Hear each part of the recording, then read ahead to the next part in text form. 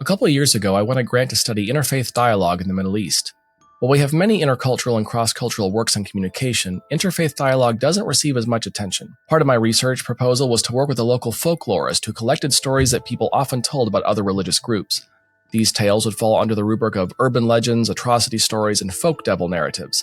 Understanding these stories would be important in analyzing the types of tales deployed by one religious group to shape opinions about the other. Everything was set to go when I got a concerned email from a member of the committee that gave final approval of the research plan. Common reasons for concern typically relate to theoretical framework choices, sample size, or ethical concerns and forms such as an IRB for working with human subjects. However, this concern stated that by studying the subject of folklore, I was opening myself up to spiritualist and demonic forces, and they strongly urged me to abandon that part of the study. Then they reminded me of the story of a man named Moses Hull, a silver-tongued Adventist evangelist in the 19th century who had great success and had a practice of debating practitioners of spiritualism, people who talk to the dead, before succumbing to spiritualism himself and abandoning the Christian faith. After processing the concern, I wrote a reply that defended my choice, explaining what the study of folklore was in the context of the study, which is simply stories that get passed down from one group to another, and also noting that Ellen White, a prophetic voice in Adventism and an opponent of Moses Hull, possessed the book Domestic Folklore in her personal library. Clearly, she thought understanding how people made meaning out of certain events and the stories they told around them, even if they were untrue, were helpful in understanding how people thought. This answer sufficed and the concern ended, but it raised another concern for me. How did Moses Hull become a cautionary tale in the first place? While not mentioned often, his name does crop up from time to time, usually in the context of warning people against debating or taking an unhealthy interest in the theological dark arts. A brief look at historical documents reveals his downfall was devastating for the church. Ellen White had written him concerned letters before he left, and after he departed, several printed articles didn't pull punches in their criticism of him. An Advent Review and Herald article published on January 5, 1864, entitled Astonishing Apostasy, releases a statement of how the General Conference Committee worked with Moses to try and keep him in the faith. While the piece is complimentary at times in regards to Hull's character, which would be questioned later by both Adventists and Spiritualists, it issues this lament, quote, "The old serpent at last has him in his fatal folds, and he who so zealously warned others of the dangerous meshes of Satan's net has now deliberately walked into the snare and given himself up to be led captive by him at his will." End quote. A month later, on February 2nd, 1864, that same magazine issued an article called Shocking Blasphemy, written by James White. He writes, quote, "Last Sunday, January 24, I listened to a discourse from an infidel spiritualist who used to be known among Seventh-day Adventists as," this is in quotes, "Elder," end quote, "Moses Hull," end quote. After recounting his presentation, in which Hull suggests that there are errors in the Bible and then gives several novel interpretations, James White concludes, quote, "Here was progression of the most atheistic type. Here was the demon of spiritualism fairly unmasked," end quote. While it is clear that Hull became involved in spiritualism, I wondered how such a fall from grace could happen. Were there other factors besides spiritualism at work in his life that led him to abandon his faith? Do we have the whole story? To help me unpack the story, I've invited Matthew Lucio from Adventist History Podcast, Greg Howell from Adventist Pilgrimage Podcast, and Shawn Brace, a pastor and PhD student at Oxford University, onto the show. I'm calling this episode, and I'm real proud of this dad humor, by the way, What in the Hull Happened? I'm Seth Pierce, and welcome to Beast and Bible.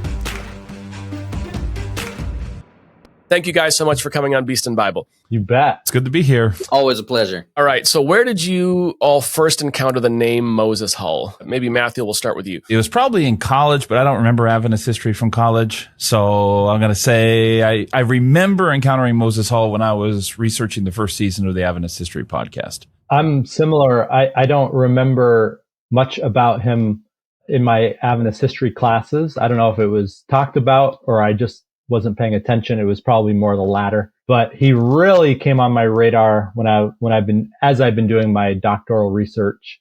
And I don't even remember how his name came up in that context, but he was definitely somebody that caught my attention for some of the work that I'm doing. Nice. Greg, what about you? Yeah, it's funny. I actually heard about him when I was like 6 or 7 years old, which is a little bit ways back there. He was the topic of a speaker in the Michigan camp meeting back at the old campgrounds, and it was his great-great-granddaughter talking about him, Josephine Cunnington Edwards, actually. Wow. And she had this whole story about him, about how he was this great preacher and how he fell from grace. I won't get into too much of it, but yeah, that's like the first time I heard about him from a descendant and kind of hearing some of the family lore that kind of went with his stories. So, yeah. Yeah.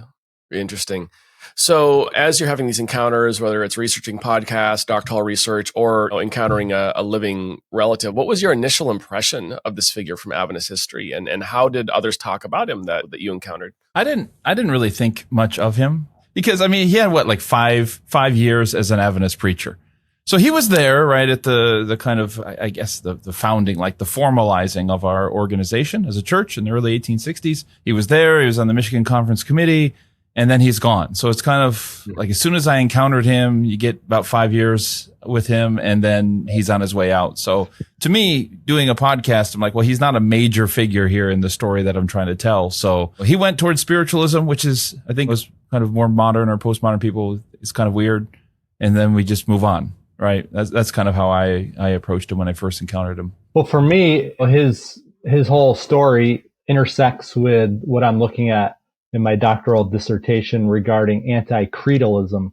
So I viewed him as somebody who is an interesting foil to the anti-creedal claims of Adventism. So, and maybe we'll talk about that a little bit more going forward. But he was somebody that intrigued me in the sense that we claim to be anti-creedal. Adventists did, that is, early on, and yet here was somebody who was basically defrocked and kicked out of the denomination. So I was just curious. I wasn't trying to make any judgments for or against him. Most of the people that I've read in regard to him were contemporaries of his. So honestly, I haven't read much literature, secondary literature, contemporary material on him. So yeah, it's just been fascinating in that regard. That's an interesting point that you bring up, because that is something for our non-Adventist listeners, have throughout their history said, we don't have a creed. We have kind of a dynamic body of beliefs called the fundamental beliefs. There's a preamble to them that says they can change as the church's understanding has changed. So you get kind of at least on paper and in some places, kind of this picture of a very porous belief system, right? There, it's kind of big tent, things are shifting, things are dynamic. And with the joke is we're the Advent movement, right? We're not the Advent institution. We don't brag about that. But as we start developing, we do get these moments, like you highlighted, Shawn, where someone was not towing the theological line, and so they got the boot. And so clearly there is some standard, there is some measure some line you can't cross to be considered Adventist. So super interesting. Greg, what about you? Yeah, my impressions early on, obviously I'm younger at that point. I first hear about him, so he catches my interest because if you've ever heard Edwards, she was one of our storytellers par excellence. She was amazing. And she told the story from a different perspective. I just remember hearing it and taking it in as a cautionary tale for sure, because she described it that way. But also it was fascinating too, because come on, like demons and possession and spirits and like, I'm a kid, and that's fascinating. I grew up Adventist, but there was always that interest. It's the 80s. I'm definitely attuned to such things. So the impression it made on me was, whoa, my church has some crazy stories like this too. Fascinating. And later on and through the years, it came up periodically. He was definitely a footnote, like Matthew said, not a major factor or player at the time. But I've never really forgotten him simply because of those early stories from his family. So. Yeah, and this gets into a question I sent all of you to think about. Why does he show up on the radar at all? I mean, he's not a major Adventist author or leader like Joseph Bates, Ellen White, A.T. Jones. He's not that big name, and yet, as I shared in the introduction of the episode, and I see every now and then, whether it's in one of our publications or a social media post, he gets referenced. Like, in your opinion, why does he show up at all? What's the big deal? I honestly kind of think he's there, one, because some people still remember the old stories like this, but two, I think he keeps scratching a similar itch, and the Adventist itch of don't be deceived and don't let the ideas out in the world come and get you, like that sense of be afraid of deception has never gone away in Adventism. And I think that because of that, we have plenty of stories that kind of back that kind of position up on things. So that's at least one theory for me. Yeah, I think spiritualism. I think because spiritualism is a thing in the Adventist church that is not historically bound. Like we still have preachers warning against the dangers of spiritualism. So Moses Hull's connection to spiritualism, because we're still interpreting and reinterpreting what spiritualism is today, therefore his, I guess, seduction by the forces of spiritualism is still relevant if you think we are still battling those same forces today. I mean, I think he was, it could be argued, maybe the most accomplished evangelist of his day, though. He was very successful and sought after. He's working with Loughborough. I mean, he's an up and comer. He had debates where it was reported there were over 1,000 people attending. So he was very accomplished.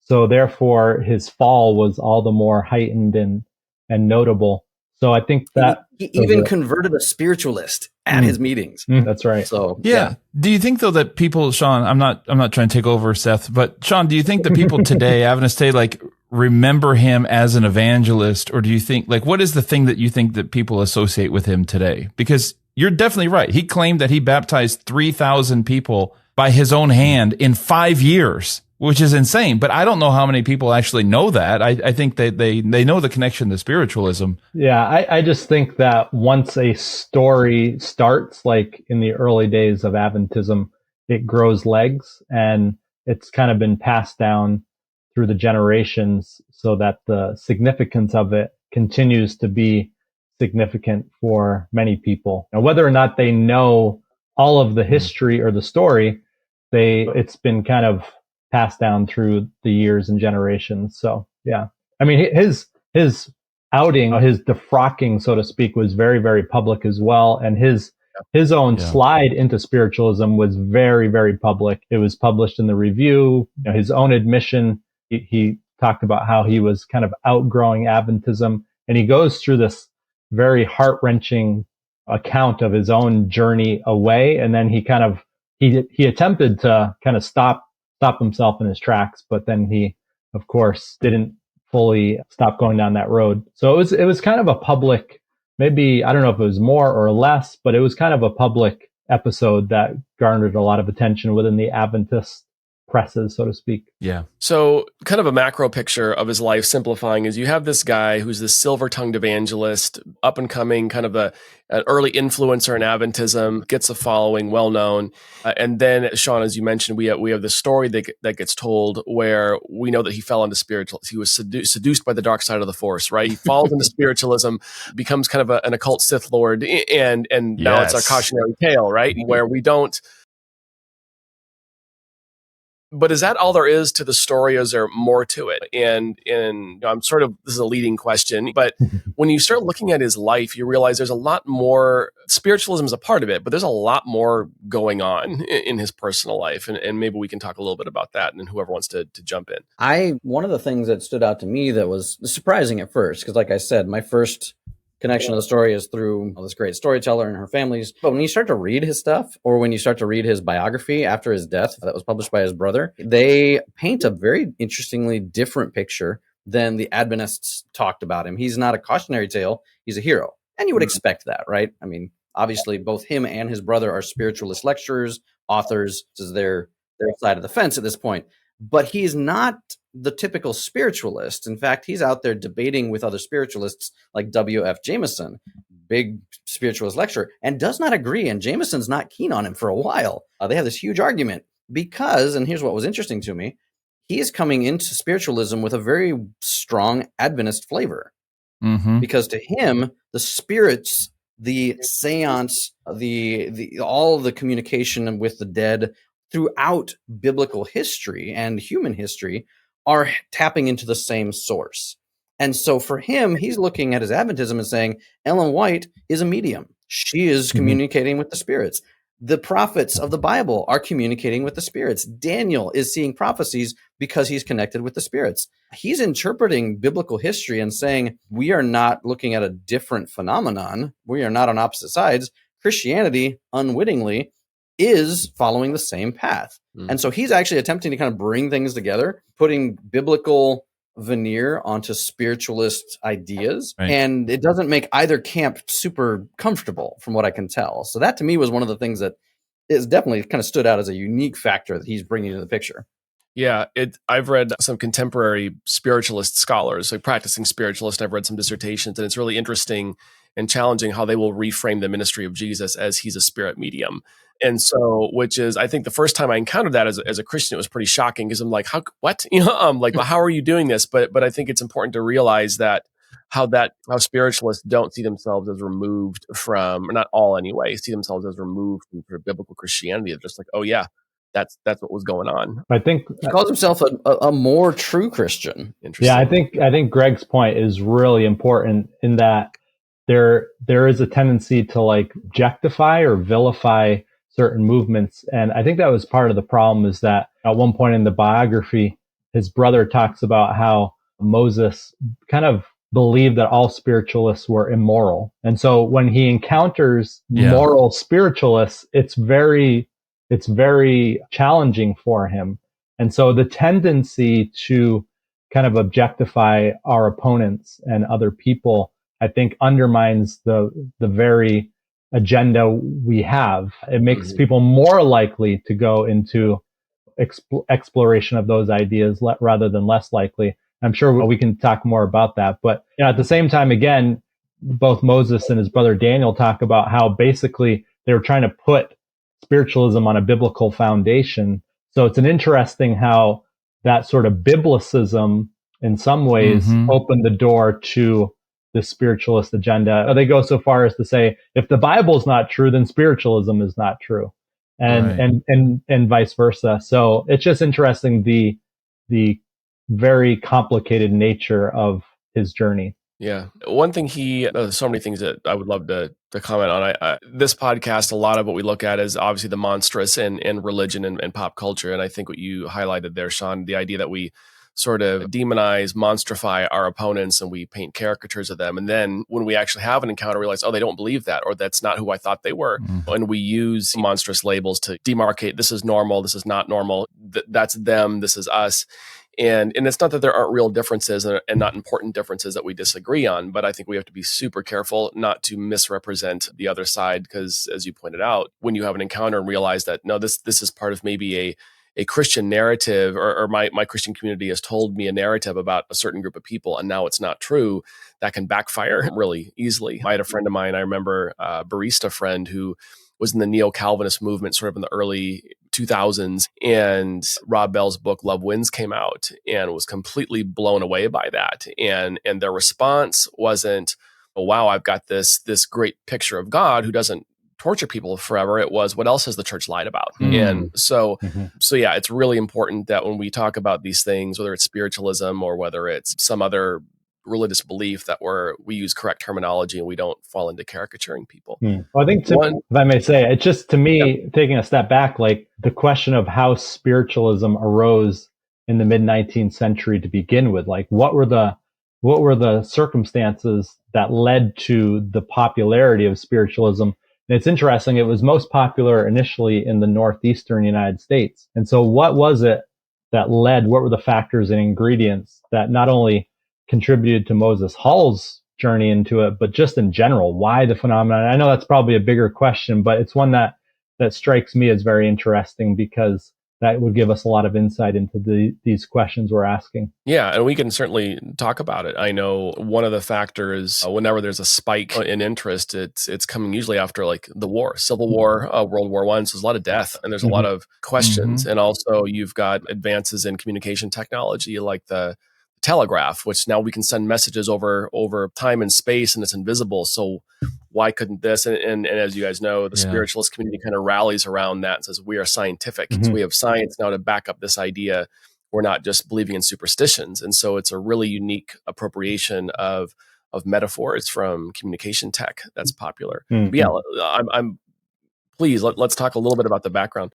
I think that's an extra big piece. The early rappings and some of the stuff, obviously the Northeastern from Hydesville, New York is definitely, not quite those rappings, but the knock knock rappings.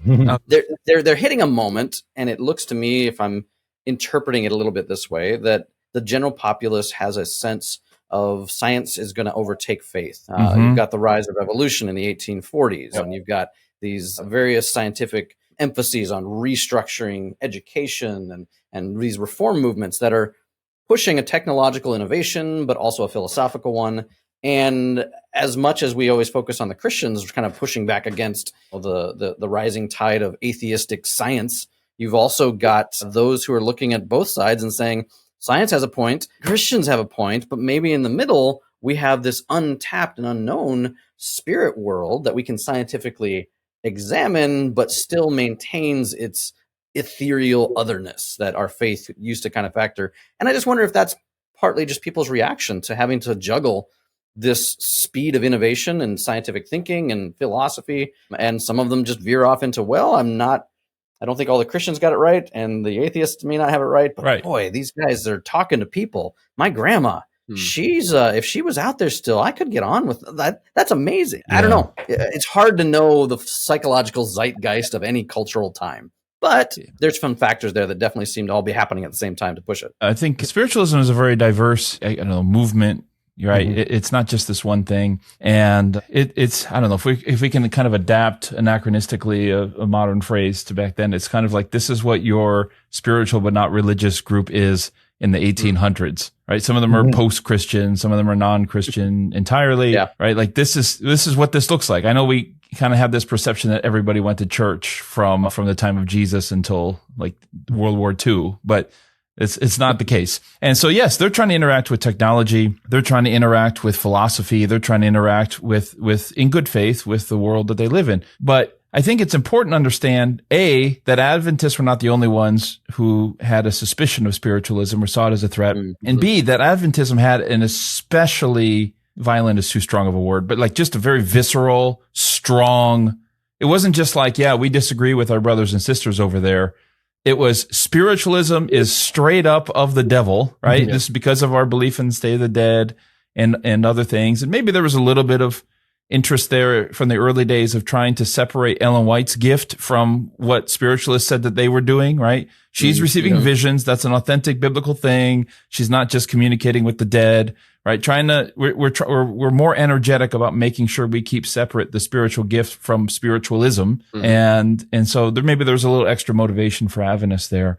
But it's a once Moses Hall leaves, it was an easy move to say, let's blame spiritualism. Spiritualism is the problem. We all agree on that. Let's move on. There's nothing else to discuss here. Which, of course, back to the question, there was more going on, and there's more that we can talk about with how the church, I guess, dealt with Moses Hall. And but maybe we can get to that a little bit later. But yeah, I think Adventism's relationship with spiritualism is an important part of this as well. Why were we so visceral in our response to even the mere suggestion of spiritualism in our ranks? Yeah. No, it's good. There's so much there. I'm like, it's like a buffet, right? There's so many, which thread do I want to go on? Let's circle back a little bit. So there's at least three factors, and Matthew just mentioned one.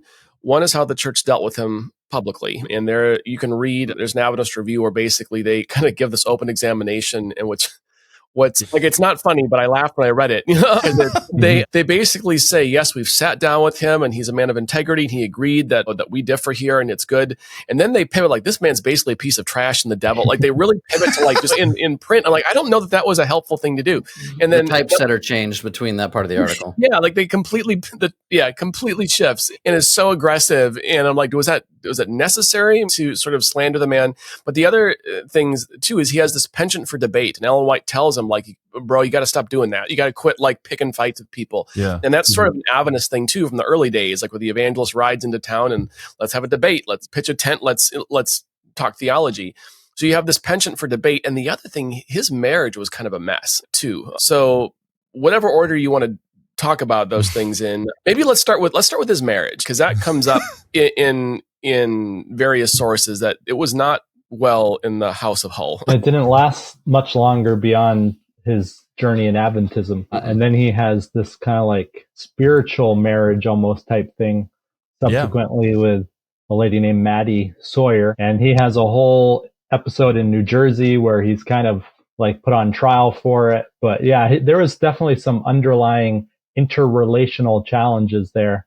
And maybe we'll get to this as well, but it's interesting to me that from the very beginning, not only Hall, but his whole family was kind of a part of a dissenting Christian movement. His family used to be Baptist. They can trace their heritage back to Baptist persuasion in England. And then they come to America and they are in Rhode Island because they are kicked out of Massachusetts. And so there's this family history of debate, if you will, and dissent. And then Moses himself, every time he makes a move into some new religious community, he's immediately platformed. And I mean, he becomes like an evangelist basically the moment he becomes a Seventh-day Adventist. So there's just this proclivity to be on the stage and to be platformed. And I think, and I know you're asking about marriage, and I'm sure these brothers will bring it back around to that.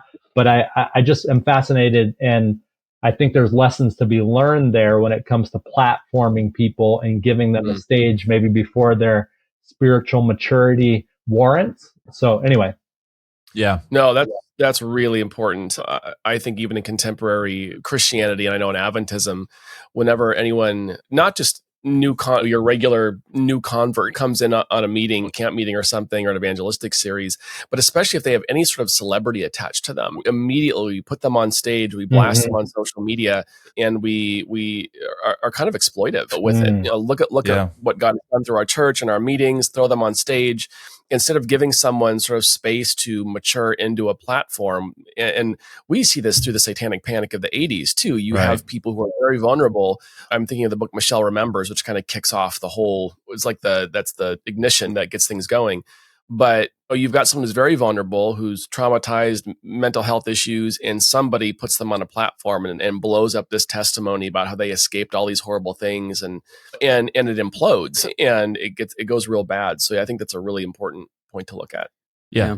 Now the marriage thing, I absolutely agree with you, by the way, because I think the attitude of early Adventism is like the organizing era of Adventism is like, oh, you show a propensity, you like a gift at preaching, like you go over there with this tent and good luck to you. And occasionally Ellen White might write you a letter, but like that's all you got. Those are your training wheels, right? And anyways, okay, so the marriage thing is really interesting. And I think it goes back to that article you referenced, Seth, announcing his, I guess, dismissal or announcing his apostasy. And they mentioned they're trying to examine him, like what points in common does he still have with Adventism? And they found none. Well, he still apparently kept the Sabbath in the immediate aftermath. But they said it's not because of any biblical reason. It's because he felt inspired to keep the Sabbath. And he said, according to the church, the moment he stopped feeling inspired to keep the Sabbath, he would stop. And so what we see here is a little glimpse of I guess, how he's operating after his deconversion from Adventism, where it's based on these kind of like, if I feel like it, right? If I feel inspired to do something, I will. So when we get to his marriage, he and his wife, Elvira, apparently mutually agree that we no longer feel inspired to be united together. And so therefore we're going to divorce. So this is very much how he, I guess, lived his life in the immediate aftermath. He was very much influenced by Victoria Woodhull, a controversial figure in the early 1870s who kind of made a push for free love. And so he just interpreted that on she was a fellow spiritualist, but on this basis of like, they called marriage like man's institution. Why are we so worried about man's institution? It's about whether our spirits are united. And then if our spirits decouple, then we decouple. And that's the authentic kind of human way to live, according to them. Yeah, there's definitely romantic tension and an inability to connect intimately. When you're reading kind of his accounts and others, there's this major disconnect. And then, as you mentioned, feeling spiritually connected to somebody else and kind of this free love thing that creeps in. And also, I have to say, like, just because of the theme of the podcast, the fact that his wife's name is Elvira, and this is a podcast that looks at monsters, it's just not lost on me. I have to make that little pop culture reference. That's there. Not related at all, but that's the first thing that popped into my head. But yeah, so it's almost like, hey, we are not having an emotional, sexual, romantic connection. I don't feel inspired to be here. I need to find a framework that allows me to experience these things. And then he moves into this spiritualist circle. And what's funny is he gets in trouble with spiritualists for this too, actually. And I can't remember, I think Shawn, you kind of referenced this, but anyway, just wanted to interject there. Go ahead, continue. I wanted to add in a little bit on the culture of debate in this early Adventist time frame. We don't talk about it like what was a debate, what was the purpose of it. But in general, when we're looking at it, it's not just an Adventist propensity to argue with our fellow Christians. It was actually much more of the religious world at the time. Some of the authors that I read on it said that debates in the mid 19th century was how they did public theology, and putting it almost as theology as entertainment was a major factor here for a lot of different groups and churches. And Hull gets into the debate circuit initially because he is promoting a state of the dead question. He's arguing with Methodist ministers in 58 and 59 against spiritualism, but mostly he's actually arguing against immortality of the soul. Those two kind of cross over, obviously. So he would debate the Methodist ministers. The minister would be like, I lost. The crowd would agree because it's public spectacle. They get to vote on who wins the debate. But Hull also takes on the spiritualists in those places too, saying you can't be talking to the spirits because there are no spirits. And here's my proof. So he was charismatic, but he was a good debater. And at the time, the debating was definitely a way you kept score. As a pastor kind of growing up, I always saw people keeping score by baptisms. Well, they're keeping score by do you win debates? And does the meeting house in this town say, okay, the Adventist minister guy has got the right word here, and now all you other ministers get to figure that out. It's a very public way of promoting your beliefs, but also of really getting those beliefs out there to put everybody else on the back foot. And Hull is he's a good guy for this. And that was our primary evangelism for quite a while, is a debate style evangelism. So it's hitting multiple things. You've got public theology, you've got a little bit of PR going on, getting the debates out there. You've got an entertainment factor in there, and then converts, of course. So it's just that's what you're going to do on a Tuesday night. You're going to go out and watch the public theology, watch the preachers, which we still kind of do on social media too. When someone gets on there and sends something a little snarky or controversial, we get on there and click and get in fights in the comment thread. Yeah, I mean, these debates would last like weeks at a time. Literally weeks at a time. This was their stuff. And W.F. Jameson, whom Greg referenced earlier, talking about they remained really, really good friends later on. And Jameson himself moved away from spiritualism, but he called him eloquent, mirthful, sarcastic. That's how he described his debating. So yeah, that's super interesting. And his childhood, I think, leads to this in part because he's, by his own admission, he's grown up in he's born in Ohio, growing up in Indiana, very uneducated area, like got very little schooling. When the Adventist preacher came to town, it felt like, oh my goodness, look at all these facts he's dropping on us. Like, look how confident he is. And he would later write that it's like every minister I could find who knew more than me, I just came and, I'm paraphrasing here, but just like absorbed everything they had to teach me so I could learn. He was very aware of his own ignorance, his own lack of education early on. And he very, very, very, very much wanted to be this educated person. And so Adventism seemed to offer that to him early on. And then later as an Adventist minister, he could offer that to others by just kind of dropping this knowledge everywhere he went, doing for others and doing to others what they had done to him, and debating them and beating them in debates and so forth. So I think it was cultural. It was very much in line with his personality as well, I would say. And I would say, go ahead. Well, just going back to what we were talking about before with the rise of spiritualism in general, is I think 18th to 19th century Christianity was very much an enlightened Christianity that was concerned with the facts and the arguments and the minutia. And so in some ways, this spiritualism offered not simply an intellectual answer to Christian faith, but also an emotional, spiritual, quote unquote, answer as well. So there was an appeal to that. It's not a mistake that Romanticism rose up in response to kind of enlightened Christianity and the Enlightenment in general. We see it very similarly in like the Unitarian movement, where Unitarianism prided itself on being enlightened Christianity. And then from out of came Transcendentalism, which emphasize more of the heart and more of the emotion and the spirit. And so this spiritualism, emotionalism, oftentimes is very much a reaction to a very dry intellectualism. And we still haven't navigated that, I think, in the contemporary church, that whole debate. We still are very much as a whole, I think our evangelism and outreach is still charts, graphs, prophecy. And that's not exclusively, there's exceptions, of course, but we're very wary of feelings. It's sort of almost a cliche in Adventism and perhaps other traditions too. Can't trust your feelings, all that kind of talk. And yet we sort of disenchanted the faith a little bit, which is why I think it opens up people to look at other alternative forms of spirituality that promise more of an affective, emotional heart connection where, we I think James K. Smith makes this point a lot in his writings. We are not primarily cognitive; we're affective. Yeah. We feel our way and we love our way through the world. And we have a brain and we're supposed to use it. But really, if we can't find an expression of faith or worldview that touches us emotionally, I mean, it's interesting facts and information, but it's not going to have the same tug, I think, as something more holistic. James K. Smith, as you're referring, he says we're not simply thinking things, right? And I think a lot of us haven't realized that. But what I want to point out, and just this, I think this is connected.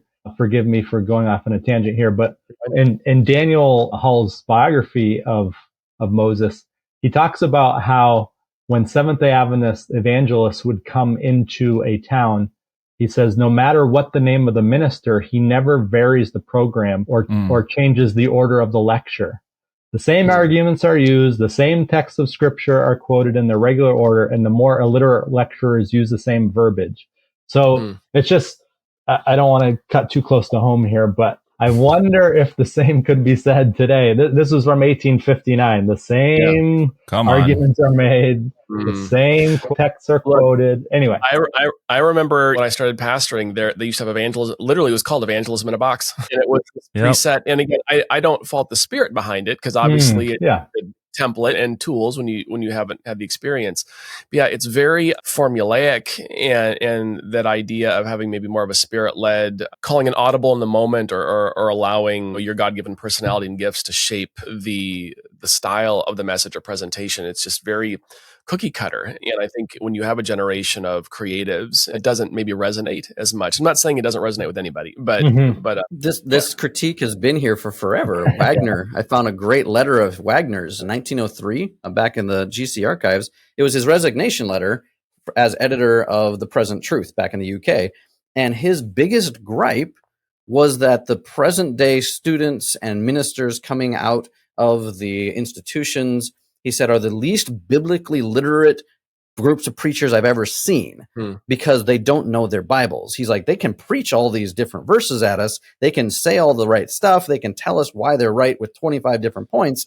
But he's like, they don't know how to read their Bible. They don't know the languages. They don't know. They aren't able to actually step away from the script and have a good, solid biblical argument based off of exegesis and context. He's like, it's ridiculous. He's like, I hate how much we have strayed from our original position as people of the book. So it's been a long running critique, exactly like you said, Seth. So we're in this debate space, and there is one fateful debate that train wrecks of Moses Hull. So let's pivot to that a little bit. What was the debate that really created kind of an existential crisis for him? Jameson is the one that comes to my mind for me. I'm not sure if that's Jameson. I mean, the one in Paw Paw, Michigan, right? Yeah. Which was a strong spiritualist center. There's a lot of people up there. I mean, I've heard tons of stories about Paw Paw, Michigan, including mediums and images of like ancient Native Americans and gold buried in the city. Like Pawpaw has a lot of stories. And the big debate that he kind of went through with W.F. Jameson was kind of a big turning point because he claimed to have walked in there knowing he was going to do battle. He had beaten a lot of the spiritualists in all the other places, and he went on there. And later on, he even says that he admits, I kind of thought, bring on the devils. I'm enough for all of them. And he says, when I arose to make my second speech, my tongue was seemingly as thick as my hand, and what I had often used before as an argument seemed to me like nonsense. I was defeated. Well, he thought he was literally debating with a demon. He didn't even think it was Jameson. He was so incredibly thrown off by the whole experience. And this was not the this was not the moment where he departs. This is kind of the straw that broke the camel's back. This was just kind of the end of his journey out. But yeah, it was so arresting to him, this experience. He didn't know what to do with it, and basically marked the end of his time in Adventism. Yes. So this had started earlier. I would say there was the debate with other previous debates. So he was wrestling with a little bit coming into this Jameson debate, and he thought this was a chance where if I present a powerful enough argument for the truth, then I will quench these doubts that are starting to grow inside of me. And yeah, it was just kind of the opposite. He was warned by some church leaders, like, don't go meet spiritualists one-on-one.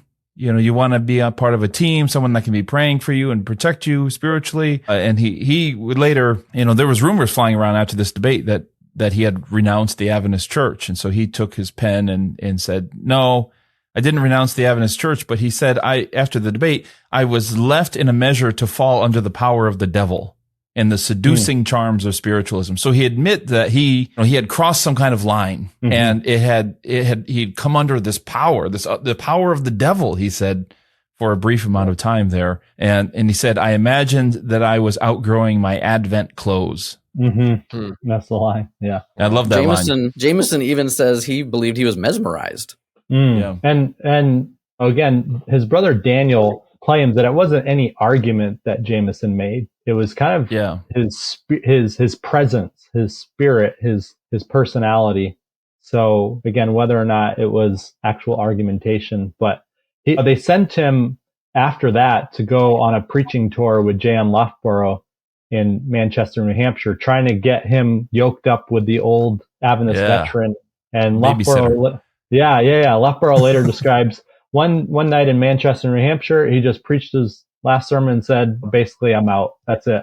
Yeah. And it was just like he didn't see him again. And just as quickly as it happened, it was all over, basically. So he moves on from Adventism, and then we have, I think one thing that surprised me, there's a big spiritualist archive online with all kinds of publications, and when you search Moses Hull, there's quite a bit. He wrote a lot in the spiritualist movement. So based on spiritualist sources and Hull's correspondence inside them, we know, we've already kind of mentioned it, he didn't always get along with spiritualists. What were some of the issues that made even the spiritualists nervous? Well, for one, he wanted to blend Christianity with spiritualism. He was very eager to show how it harmonized with Scripture rather than being opposed to it. And there was definitely others who were open to that and eager to do it as well, but he was definitely a leading voice in that attempt. So I think that maybe ruffled the feathers of some of the other spiritualists. Sure. Maybe some of them would come out of a Christian movement and it felt like, hey, you're trying to bring us back. We left that. We're in this new enlightened as well as affective, this hybrid, this new thing. We're not going backwards. Well, I think what we alluded to before was just his relational status. They didn't want this to be a mar on the spiritualist record. Exactly. That hey, here's the proof that spiritualism leads to immorality is a man who's just kind of being very loose with his relational situation. Yeah. Well, yeah. And there's a letter that's alluded to. I haven't seen the original, but where basically Moses Hull writes to Woodhull and says that he had realized several years before, right, that the way to sanctity was to satisfy sexual desires with many women whenever he was on lecture tours away from his wife. So yeah, I mean, I think any group does not want to be associated with that, especially in the 1800s, right? So that makes us a little nervous. I've not heard of that being that's the way to spiritual growth there, but that's it. Yeah, there's you can find it online. There's this exchange, and it's pointed when he replies, but he does answer all the charges as best he can. But there is definitely this sort of free love, polyamorous kind of vibe to what he's writing, and it does not resonate with the spiritualists, which is interesting because, again, kind of going back to, I think, sometimes how Adventists and maybe other Christians caricature movements like, oh, these loose, immoral spiritualists. And it's the spiritualists saying, dude, no, we're not doing that. We're not doing that. That'd be gross. It's interesting. Yeah. But it wasn't just him. And I think that's important to understand. Like Victoria Woodhull was a spiritualist also. So this wasn't just like, oh, he's one weird dude in the spiritualist movement. Right.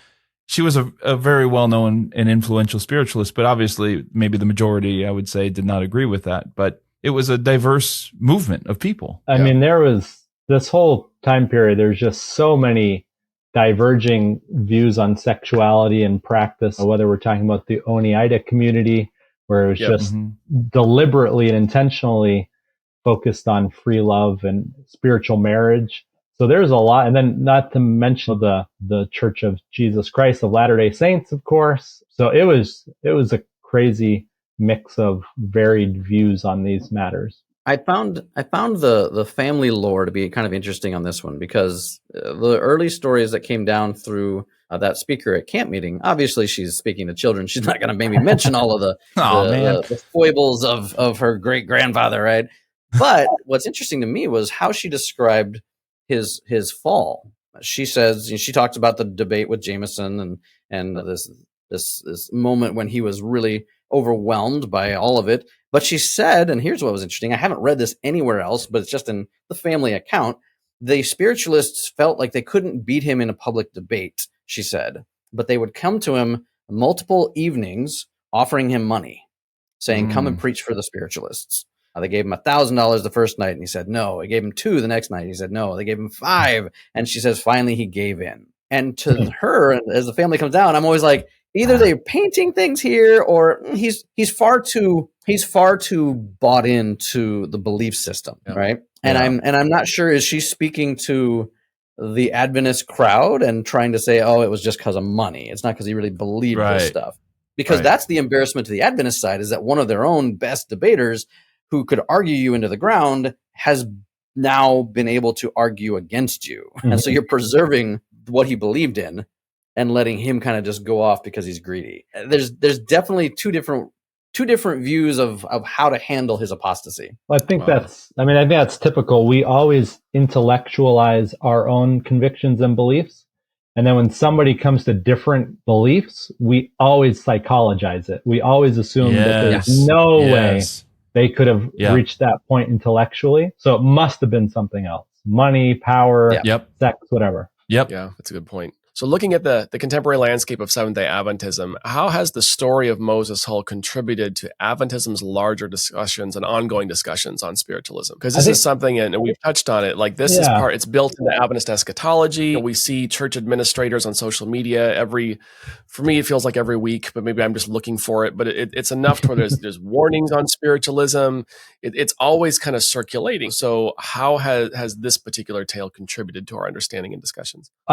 As we kind of touched upon, I'm not sure that Moses Hull himself is very often explicitly referenced, but certainly it contributes to the larger hysteria and fear of spiritualism as it just collectively goes together. But I mean, definitely, and we touched upon this a little bit earlier, to me at least, there's definitely a continued hysteria that might be based more on 19th century concerns than 21st century concerns. There's no doubt that, at least in my mind, that people continue to be involved with the occult and spiritualism and different forms of mystical practice. But whether it is to the degree that was present in the mid-19th century, in my mind, is not as clear. So I think we've got a little bit of a two-step in how it still impacts Adventism today. Hull himself, like we said, is not a major figure for most, but his impact on Ellen White, I think, was probably sizable, especially in just her reaction to spiritualism as a whole. She's working closely with this guy. She writes him multiple letters, says she has visions about him, and very clearly comes down on the Satan is sifting you like wheat. She's very strong. And then you hear the publishing and the description of the end times from the Great Controversy, and she's putting spiritualism up there with the great trinity of Satan's power at the end of time, with apostate Protestantism and Catholicism and spiritualism as the thing that is going to really be Satan's major. So I think even through Ellen White's own experiences and then her later writings and such a monumental book as The Great Controversy, we're seeing a preservation of this sense of spiritualism that is a much bigger role in the future as Adventists have painted it. And so I think there's a major impact she brings to that through experiences like that with Hull. But what's fascinating, I want to jump in here. Sorry, Matthew, just quickly, is spiritualism was not a concern, of course, until it really started making its mark on the American landscape. But for Adventists, it was not a concern early on either.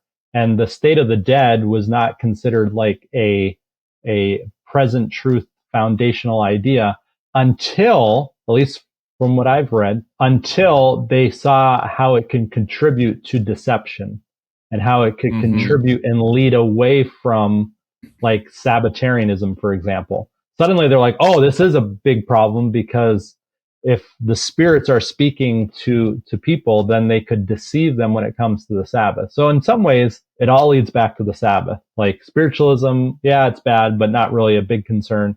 But as soon as it starts threatening the truth or the believability of the Sabbath, then it becomes a major issue. But I just want to throw that in there.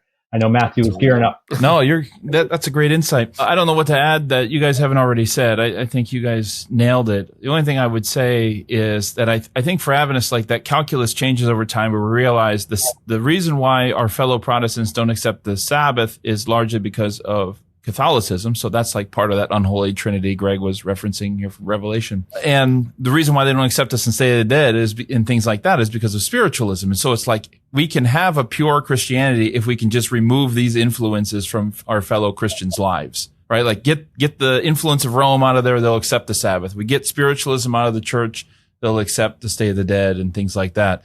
And so I think it became a part of our mission, right? To reform, to purify the Christian church. If we can just remove these negative influences that are blinding our brothers and sisters in other churches, then they can see. And Moses Hall will always stand, at least for the better part of 100 years. His name would be invoked in the review and in other places as a kind of the example par excellence of what spiritualism can do to our brothers and sisters in the church. This was, by the way, just putting a little plug in for anti-creedalism or that whole discussion. This is one of the big reasons why Adventists didn't like creeds, is because they believe they promoted spiritualism. Irony. As we're wrapping up, just maybe a pastoral word from all three of you as our listeners are reflecting on what's been talked about, as they're perhaps studying Adventist history, or they're looking into the dynamics and dangers of spiritualism. What kind of a short pastoral word would each of you give to the listeners? And Matthew, we'll start with you. Don't. I'm done. Thanks for having me. Yeah, no, I'm just don't. In general. Like in doing, I think in doing these kind of, I think we got to be careful of the danger of these kind of buzzwords. Like we keep throwing around spiritualism, and when you're studying this, when you're looking into this, Seth, you mentioned earlier about certain pastors within the church being like the dangers of spiritualism. Okay, what do we mean by that word? This is not a word that has an immediate inherent meaning to people living in the 21st century. Like, I know what Ellen White wrote. We can't just take a passage where she talks about spiritualism and then assume it means whatever we want to apply it to. And so I just say, be careful with this. Try to understand what the original authors meant when they were using that phrase, and think through it and pray through it. And use it responsibly. And let's not just apply some of these words to whatever thing at the moment that I'm opposed to. I want to call it. That's right. I want to apply this label. It's unjust to the person you're citing, and it's unjust to the people you're speaking about. I think Moses Hall is a great illustration that we can believe with conviction, but we can do it ethically, and we can do it responsibly, and we can do it with love. That's good. I know that I always say, just because you don't like something doesn't mean it's spiritualism, right? So that's really good, Matthew. Greg? I've had a lot of people come to church over the years for various reasons, just stopping in or people just showing up. I've had people who have a syncretistic religious background where they bring some of their beliefs in voodoo with them, and now they're Adventists, but they still kind of got garlic around the house. Like there is a tendency, I think, within any religious movement to quantify and to define ourselves as this is us, but everything else isn't. And I, as much as I want to say, sure, we have beliefs, we have standards, we teach certain things, we also run the risk of labeling too easily and too quickly everybody else around us before they've even finished really cooking in their beliefs. And I found that a lot of people are quickly turned off because we expect them to believe all of our beliefs, then we'll accept them and be part of them. Yeah. And nobody is that cut and dry in my experience. Pastorally, I would say if we are if we are trying to be open and inviting to people in a church and people who are coming to church or thinking about our church or whatever, we cannot keep verbalizing such a strong narrative against where they might be personally in their beliefs without running the risk of also just turning them off from us completely. Yeah. And I guess that's an evangelism grab there. I'm going to be open to people where they're at. You may not agree with them, and I don't either always, but demonizing them and labeling them as agents of Satan doesn't typically help anybody feel like you're a friendly Christian. That's good. No, just that gracious stance and open. And even looking at one of our fundamental beliefs that was partially written in response to concerns about spiritualism and witchcraft, the whole growing in Christ fundamental belief, which really kind of makes space for people. It says, look, let people grow.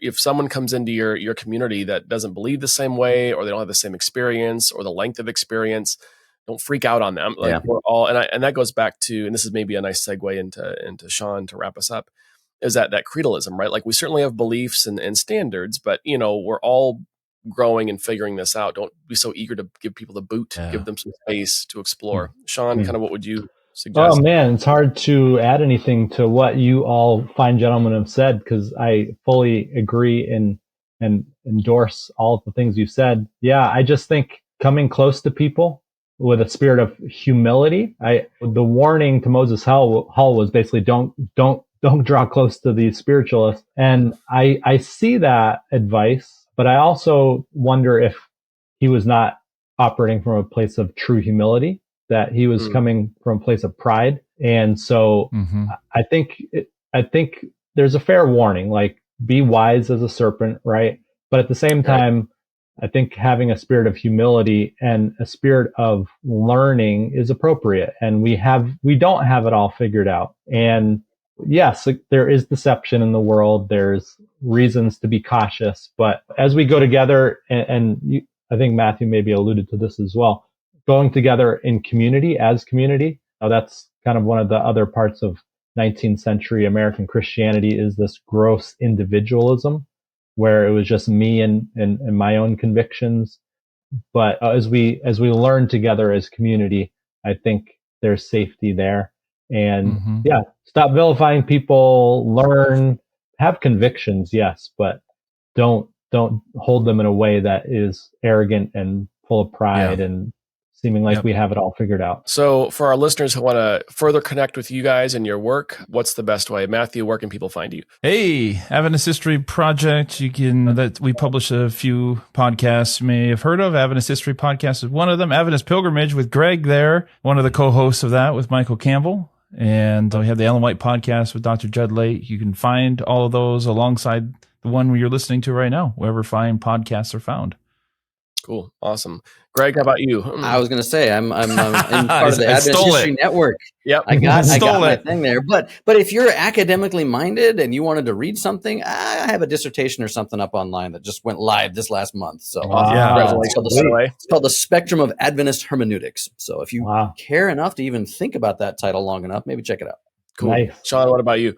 I am not a part of the Adventist History Network. Not yet. So not yet. Well, not yet. Okay, maybe something's in the works. Let's get you in there. There you go. Should I give you my home address? Because that's about where. No, social security number. Yes. Yep, no, it's already out there last week. That's right. No, maybe the best place would be my Substack, Shawn Brace, ShawnBrace.substack.com. I also do have a very dormant podcast called Mission Lab that I haven't released a new episode in like 5 years. So that's about it. Shawn Brace, @ShawnBrace, Instagram.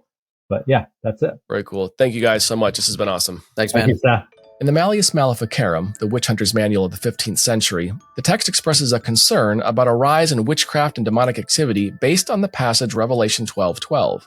Quote, "Therefore rejoice, ye heavens, and ye that dwell in them. Woe to the inhabitants of the earth and of the sea, for the devil is come down unto you, having great wrath, because he knoweth that he hath but a short time." End quote. In some ways, the Adventist concept of an unholy trinity that includes spiritualism and the occult as major players in the end times is an inheritance from the ancient witch hunter's manual. The challenge, of course, is that the devil works with fear and prejudice and can turn that impulse to purify the church from occult influences into man-made witch hunts where the devil's presence can be seen everywhere, from certain drum beats to gestures at Super Bowl halftime shows to advertising symbols and even church logos. While our discussion today doesn't deny the existence or practices of the occult and their opposition to Christian theology, it does put forth a word of caution to those whose communications rely on spiritualism as a devil term to rally people to their theological causes and critiques. Ironically, that spirit of debate is one of the factors that led Hull to abandon his faith. The trajectory of Moses Hull's life was deeply painful for those who had worked alongside him and invested in his ministry. It was also painful for him, with a toxic marriage and public shame. Multiple factors led to his leaving the faith and establishing himself, not without personal controversy and alleged scandals, in the spiritualist camp. While he does serve as a cautionary tale on a number of levels, his use as a cautionary tale also tells us something about how we have shaped communication around perceived theological threats that tend to oversimplify issues. Instead of talking about his personality, his failing marriage, his debates, and an apologetic approach to the faith and public shaming, we just cry spiritualism and move on. The bottom line is we don't do good theology from a place of fear and panic, led by folk devils instead of the Spirit of Christ that casts out fear. We're going to continue that theme in our next and final episode of our season as we look at a digital devil that terrorizes the media landscape in the wake of violent tragedies. I hope you will play the next episode when it's released. Thank you for listening. Beast and Bible is written, researched, produced, and hosted by Dr. Seth Pierce. Ethan Geck is our editor. Logo design and social media by Chelsea Ernina. Equipment and tech help from the dynamic duo James Gigante and Stephen Husett. Producing and project help from me, Heather Moore. Thanks for listening to Beast and Bible. Tell your friends about us, and don't forget to leave a nightlight on after dark.